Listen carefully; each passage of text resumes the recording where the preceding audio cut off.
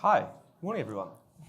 Thanks for joining us. We'll just let the last couple of people grab their seats, and I hope you enjoyed the first session of the morning and of the day. And we're really excited for the rest of the day, so thank you all for joining us. We've got a really special session now that I'm looking forward to.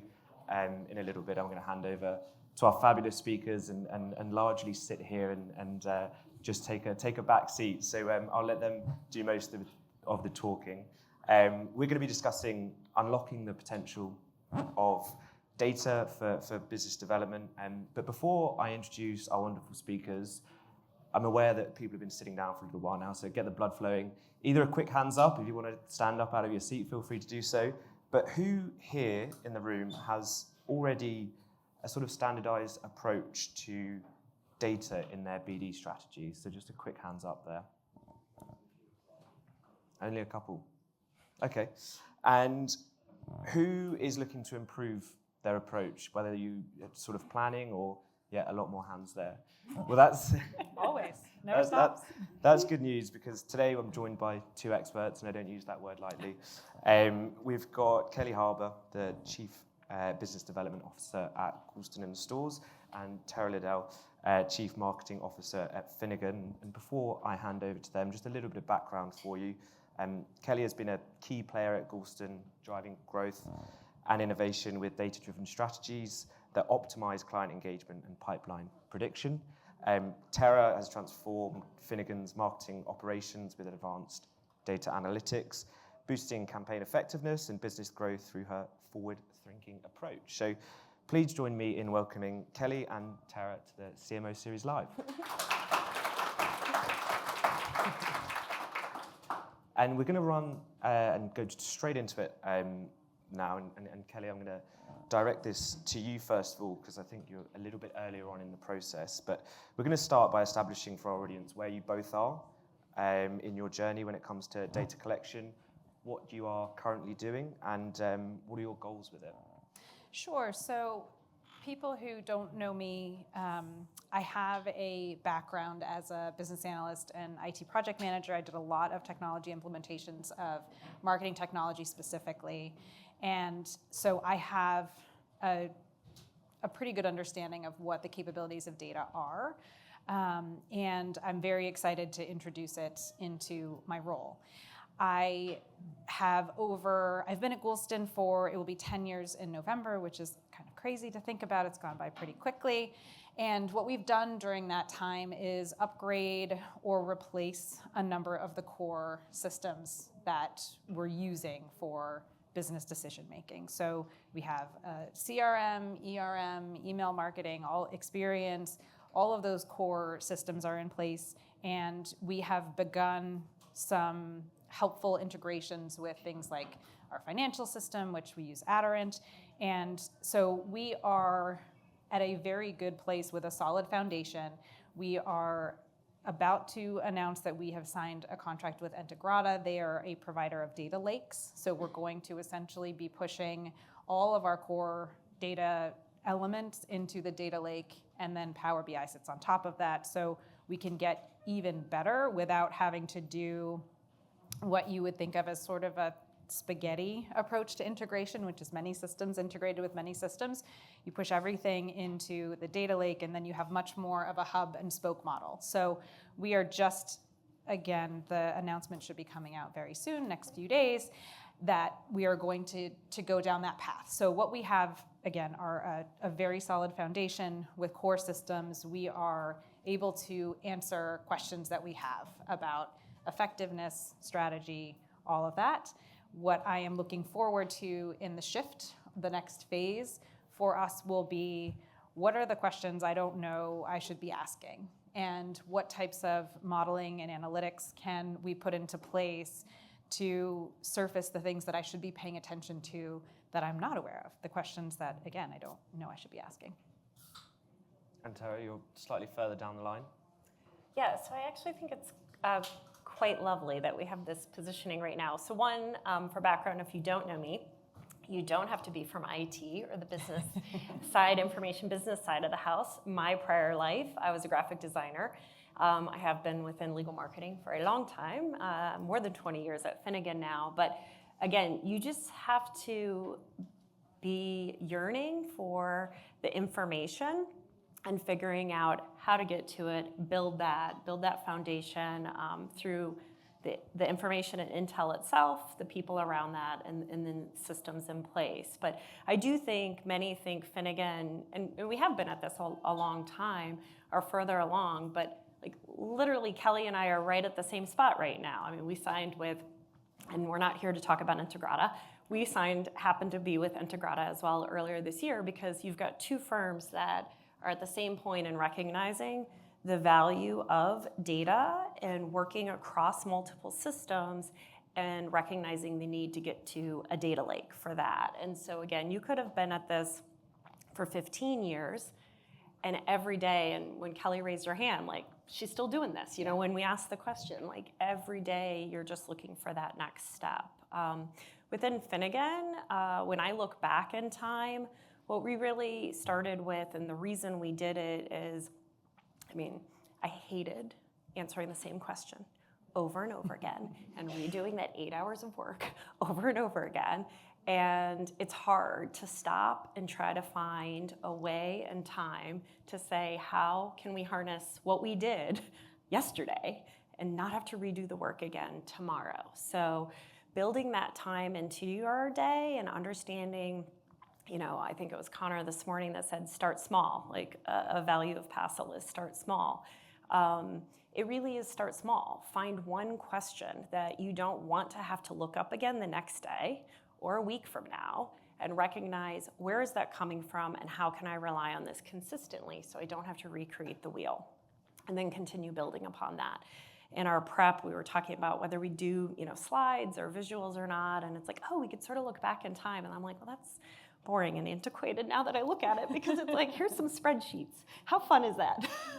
But again, it comes from recognizing what you are trying to harness, centralizing that, and making it as consistent as possible. A big important, you know, point for Finnegan in that was the people around that. And we talk about, I think later, you know, just sort of when you look at technology and when to bring it in, that's much later in my mindset. You always want to understand what you're trying to answer for and get the right people who actually have to be at the front lines in answering that, day in and day out, committed to how we're going to solve for this moving forward. You know, but like Kelly said, we also have the foundational systems in place. We had a CRM that we loved and cherished and relied upon, and really mapped out the way we were tracking every touch point we could possibly. And we switched CRMs in 2019, and it's been a world of a difference. You know, instead of having to sort of like figure out what pockets and how you could track for something and use a notes field here so that you can understand that story of a relationship in the pipeline that's growing, it was great to be able to now have a tool that does that more efficiently. But, you know, again, across the systems, you know, tracking it, the work and business experience of the firm, tracking the contacts and relationships, and that might be through CRM and ERM, as well as understanding the marketing and communications data. And if we were just next door, any of us in session one, I think Sadie's point was spot on. The communications and the brand impact are hand in hand with the business development. And so you have to, and to be able to harness that, because that was really an intangible for so long and so many years. And again, coming from the design background of my life, I knew that I was up against, why do you want to spend the money on redeveloping a brand? This is how it's valuable to you, but you didn't have the data behind it. We do have the data behind the communication impact and brand impact that you have in the marketplace. So really pulling all of that together. And if I can just pick up on something that Terra said around starting small, because I'm a data person and I really love it, I tend to fall in love with the concept of collecting more and more and more and more data. And I have to pull back and remind myself, what are we going to reasonably be able to capture accurately and completely, consistently over a long period of time? Because if you can't do that, then the data that you're trying to make your decisions based on is insufficient, and you're at risk of making the wrong decision based on the incompleteness or the inaccuracy of the data. So making sure that before you continue to expand, that you're really focused on what can you capture consistently and just protect it and understand across the different functions of the firm. If I'm pulling revenue data into our CRM system, am I using the same collections figure because there are 4 collections figures in our Aderant financial system? Making sure that it's the same one that the CFO puts in front of the attorneys so that we are singing the same from the same song sheet and that we both have enhanced credibility and a visible collaboration, as opposed to, well, why is the CFO's number different than yours? Because of course they're going to believe the CFO over me. So making sure that you're really synced up on those 2. Yeah, and I would just add on 2 quick points on what Kelly was saying. When you start earlier in your process, you do have to be ready and prepared to change along the way. And so I remember 15 years ago, we were looking to boil the ocean because we wanted to be able to answer for any question that had come our way. And let's make sure we're solving for that.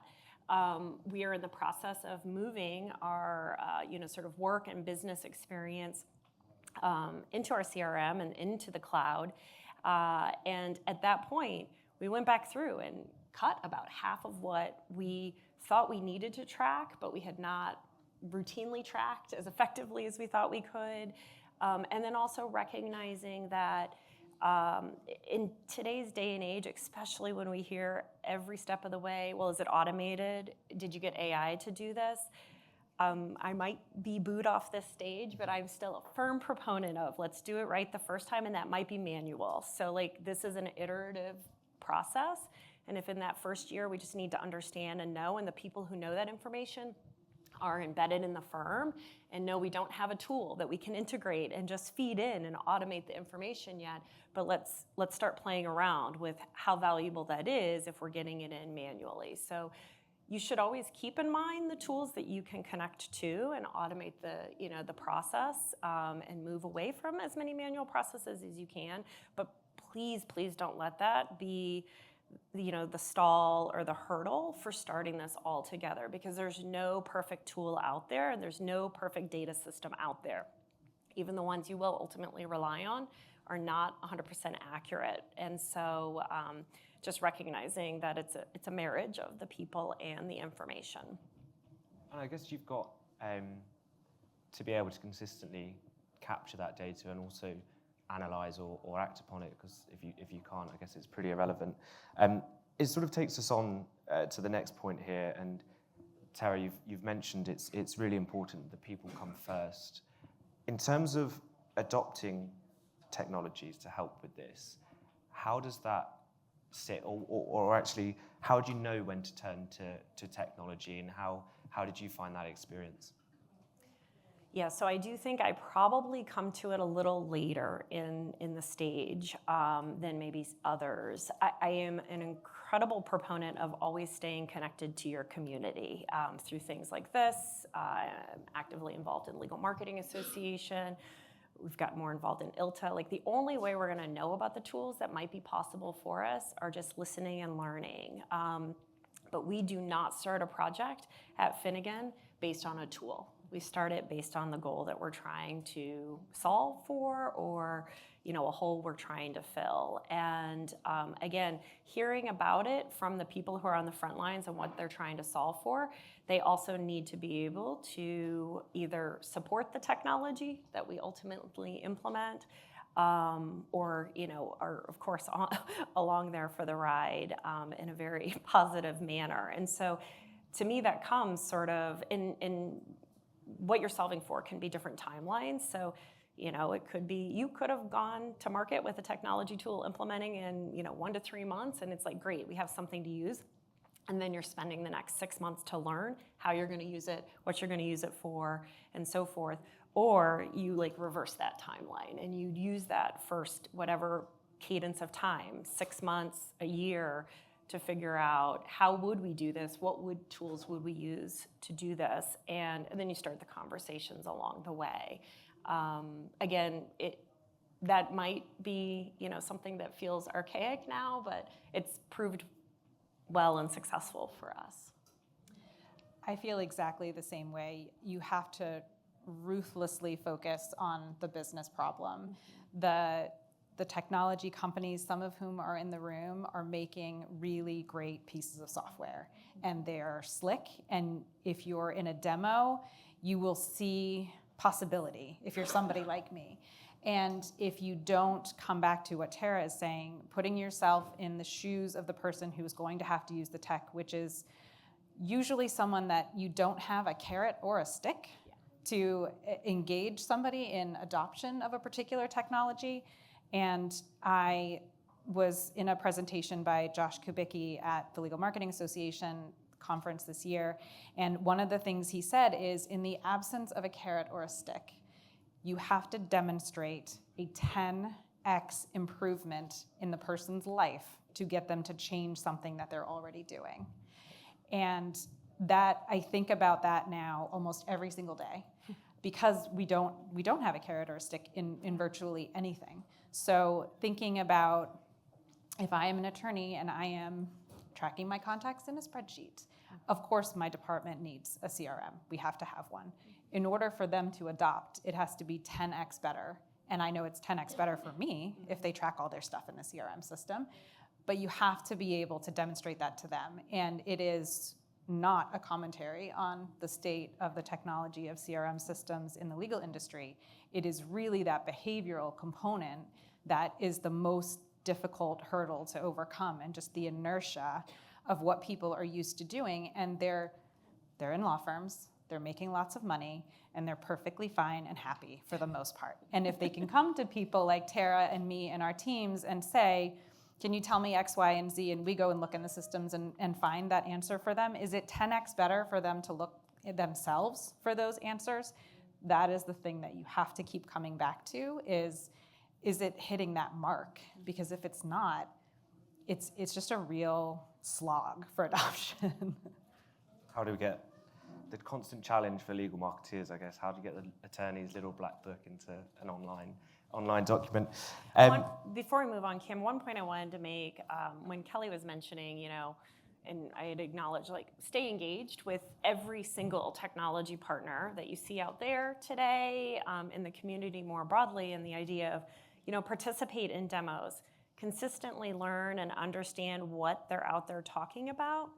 Because even as you're internally bringing the right people and processes together, it's going to influence how you think about it. You're, of course, solving for the business need and business goal and whatever setup internally that you're in, but creatively, you want to be able to learn from others and engage in that conversation and bring that inside. Again, even if the demos might not work exactly like that when you go live, I find a lot of value in bringing that to the conversation and the planning process around the people who are putting the solution together. Right, and just to give an example of the 10x, and we're not here to talk about Passle, but the problem we were trying to solve for is getting our attorneys to generate more content. And we, Phil and Sadie did an amazing job talking about their journey as well. And the old process was the attorney is looking at a blank piece of paper or a blank Microsoft Word document with Times New Roman, and they are thinking about the legal update, and they have to read whatever the change in the law is, and then think about what they're going to say. And what Passle allowed us to do is, we know they're reading the news every day, and we know they're thinking about the way it impacts their clients.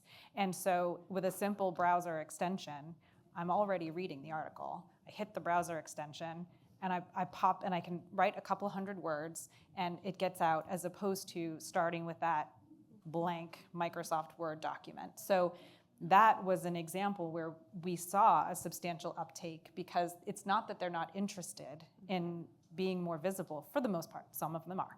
But the smart ones, the savvy ones, are interested in it, and it's just daunting to look at a blank Microsoft Word document. So you're tying into a behavior that's already there, a thought process they're already having, and trying to reduce that friction of going from, I read this and now I have to go to the blank Microsoft Word document. Thanks, Kelly. I'll get you the $10 I owe you for the Passle plug. I'm going to come to you again, Kelly, just to talk about how you are using data to predict pipeline and also how you're using it to help shape your campaigns as well. Yes, so we have been experimenting, and to Terra's point, we're doing some of this manually at this point, but thinking about, we are tracking, of course, our opportunity pipeline, and we are also looking at where we think demand is going to go and where we have the white space with our clients, and where we are going is in the direction of accelerating the aggregate of the external pieces and where demand is likely to be with the white space that we have, and getting to a place where the business development team can action rather than sifting through data and reports. The other pipeline that we think about is around client teams and the depth of talent that we have supporting those client teams. This is also a manual process, and for my tech company friends, I would love to figure out a way to build this into a product. And what we're doing essentially is looking at, for each of our key client teams, from senior partners to junior associates over a 3-year period, what does their engagement with that client look like? How consistent is it? And how does that depth chart look? Where are the vulnerabilities where we have a partner or a senior partner, but we don't have a consistent associate who is going to be stepping up to that mantle? So it's a manual process, but it is an important pipeline for us to be thinking about retaining these clients from generation to generation. It's a way of having visibility into what that looks like and making sure that we're not missing a gap there. And we're doing it more broadly with the practices as well. So we use the SALI Alliance Legal Matter Specification Standard to tag our matters, and it gives you a pretty granular look at the different types of services and areas of law.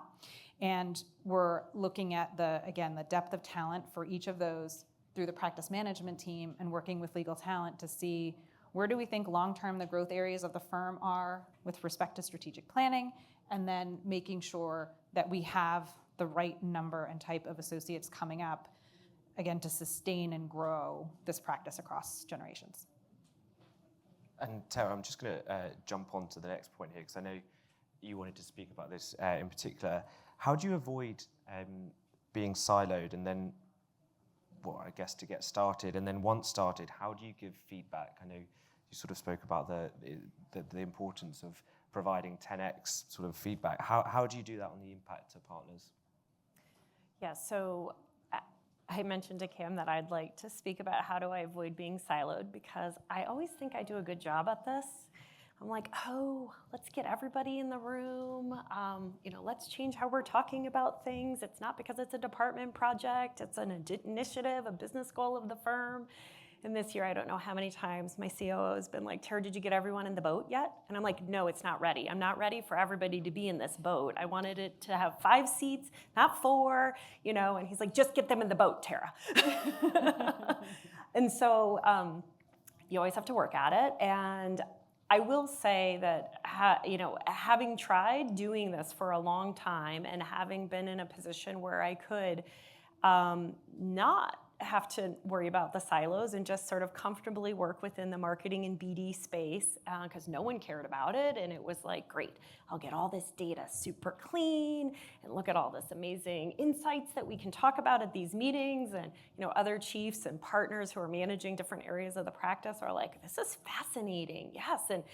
But then when you actually do need to work with others, so we built the bridge between finance and marketing and BD a long time ago, and we've got those data points. But really, actually, when you're all going in on a project together, that's a very different thing than just getting access to their information, or, which data points are we all talking about, or you're talking about that one because collections is more meaningful for you than the production, which is more meaningful for me at this point, or whatever. And in the past 2 years, that's been a significant change for Finnegan. Part of it's with the idea that we were wanting to embrace and move to a data lake structure. Part of it is just because If you've got any technology solution right now, you should be, and we'll probably be being told that it needs to move to the cloud. And a lot of that means you've got to get all of those departments in that proverbial boat much sooner than I generally have felt comfortable with. So again, I've never felt pushback from the other teams, so in departments. So in my mind, I'm like, oh yeah, we don't worry about silos at Finnegan. We're very collaborative. But then this year and a half, I've had a much finer point on, I have to be comfortable with that. It's okay that it's not perfect, and that others can see that it's not perfect. And everybody, let's roll your sleeves up and get in that boat together now at the beginning. It can be challenging, I would say, day to day, because we all know that we have to fit this in on top of our day job, and people's day jobs look different from one to another. Some have never wanted to do this outside of their day job and feel the burden, and it's a burden in their mind that they now have to do this on top of other things. And then some are not comfortable with, I was just having a conversation, again, across a team of like 25 of us, 4 different departments involved, and it's just been sprinting day after day on a project that we're on, and one day goes well and the next day doesn't, and everybody's ready to give up. And when you're not truly their direct supervisor or their manager, you do have to find other ways of keeping people motivated. And I don't think I have a magic solution, but very realistically that day I said, we're gonna have incredibly muddy days. We're all putting our waders on and walking through this mud together. Tomorrow, it might not be raining, and we will have an easier slog through the ground we're traversing. But we have to come in every single day and be ready to do this together. Again, you're gonna get, if you've got a team of 20 on a huge project, hopefully a core of 5 rotating through that you can rely upon. But really clearly outlining roles for everybody in that, and that it's not a department project, it's a firm-wide, initiative. On the back end, in terms of messaging that to the partners and the attorneys and getting them engaged, I think it's really important that they do see voices from the different business functions of the firm, because some are more interested in sort of the Marcom side of it or the business piece of it. Some are just straight up, what is this to the bottom line? Why did we spend this money, and what are we getting out of it? And so empowering those voices. And then some are like, why aren't we using the best technology at the front of the line of everybody else? Finnegan is mainly an IP firm. We represent the best of the best in terms of technology, so why don't we have that there? So having a voice from all of those perspectives on why this was the right fit for Finnegan. Yeah, and I remember something that stuck with me when we were prepping. You said sometimes discovery beats strategy, and I feel like with the sort of muddy days, that's really important. Kelly, did you have anything on the silo advice? Yes, I would say that I think it's true that a lot of marketing business development departments operate from a posture of yes, starting with yes. Is there a way we can accommodate this? And within reason, of course. And not every department, in my experience, operates from we'll start with yes. So paying attention to the what's in it for me. Probably everyone has heard the story of the janitor who works at NASA, and somebody asked him, what are you doing? And he said, I'm putting a man on the moon. Reminding people that, again, you don't have that authority over, from a hierarchical perspective, what the purpose is and how it's helping the firm. It's not a silver bullet, but it is a way of saying, I know I'm asking for your time, and this is in service of growing the business, which is important to everyone who wants to keep a job here. So that is another thing that I try to do, is remind people of the big picture, be mindful that they have other priorities and projects, and tap into that empathy, acknowledge that you're asking them to do something that is outside of perhaps their, what they would want to be doing on that particular day. Yeah, and as you were talking, I was thinking, Kelly, about how most of us who have been within the marketing or BD space, you've had to be able to, so coming from the yes perspective, you've had to be able to answer questions that solve for a problem, and or also be able to know and be comfortable with the fact that that may go directly to the client. You're not providing a legal service to the client, but you're answering a question that An attorney may say, great, that's also why I'm telling the client we're growing in this way, or we're opening an office in this market. And having the data behind that, most of the colleagues that you're probably going to work with in terms of avoiding the silos and moving forward have not had to be in a position where they have to stand beside the answer they're given. Outside of the C-level, many, many others are just working on their day job. They don't even know how the information's being used. They don't even know why a system was being used. Who cares if somebody's logged into it or not? Or, I don't care if 20 people can't access it today. My boss didn't tell me. The C-suite person did not tell me.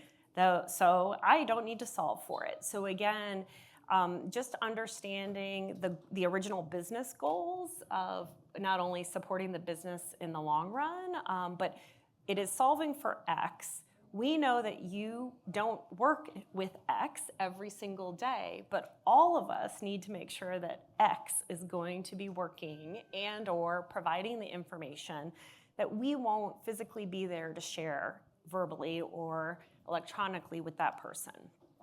And so really trying to take a step back and explain that end goal, because so many people in so many important functions across a law firm never ever get to see that end goal. And we've been lucky all along in really being able to see those opportunities at the end. Yeah, and I guess a key takeaway there is always coming back to the bigger picture. Conscious of time, and there's been a lot of pieces of advice and takeaways, but Kelly, I'll start with you. If you had one piece of advice for our audience in terms of how they can go back to their office and start using data to drive business growth, what would it be? It's really hard to pick one. I do think the concept of starting small, figure out what your most important question or problem is, and we have thousands of data points, many thousands of data points in our law firms, and most of them don't matter to whatever you're trying to solve for. That is your most important. And so if you can isolate those pieces and have a plan for capturing them consistently, accurately, completely, that is, if I had to pick just one, that's it. Terra, for you? Yeah, it is very, very tricky. And I actually think mine's not that different from Kelly's, except I will acknowledge a hurdle that I've experienced. So while I've been at Finnegan for more than 20 years, I've been in the role of CMO for 8 years now. And coming from a design background, I really cherished the fact that Finnegan, for the longest time in our department structure, was very generalist in how we approach things. It allows for people to cross over and experience things that are not your specific role. But then you get to a point where that's ineffective and inefficient, and you really need to start to develop the expertise across core functions of what we're all here to do to service our attorneys and the firms, but you ultimately also, again, start creating silos.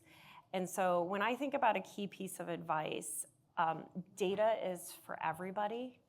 So as a former designer, there is a reason I need to know and understand who's engaging with the designs I'm creating and what was successful or what wasn't. So if you sit on a comms team, you're not looking at where's the data team and what are they going to do with this.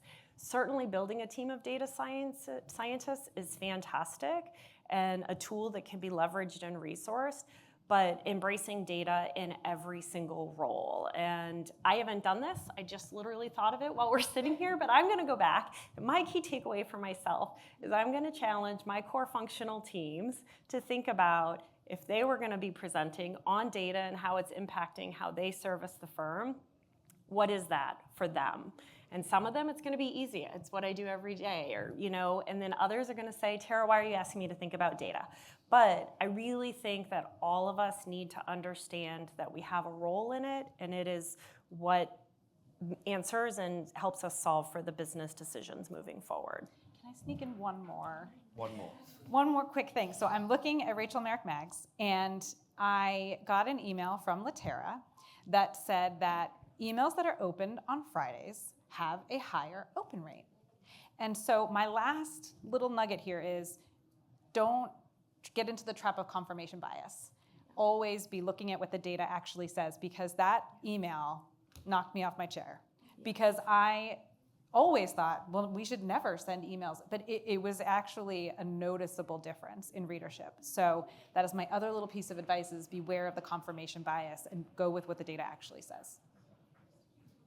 Consistently capture the data points and work on them and understand who's engaging certain projects and embracing data. I think they're two pretty salient points to finish on.